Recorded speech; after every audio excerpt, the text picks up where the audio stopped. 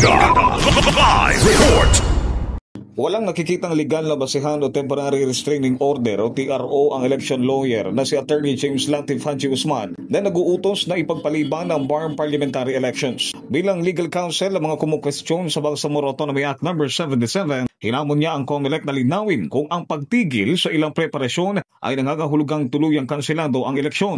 Dapat maigalang yung nakatlagay sa Republic Act 1-3 na may eleksyon sa October 13. Tungkulin anya ng COMELEC na tiyakin ang pagpapatuloy ng eleksyon upang mawala ang agam-agam ng publiko na baka muling maurong ang makasaysayang halalan.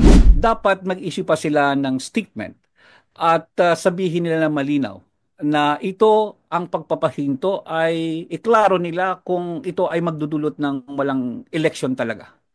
Because at the end of the day, they have no basis to suspend the election or reschedule it.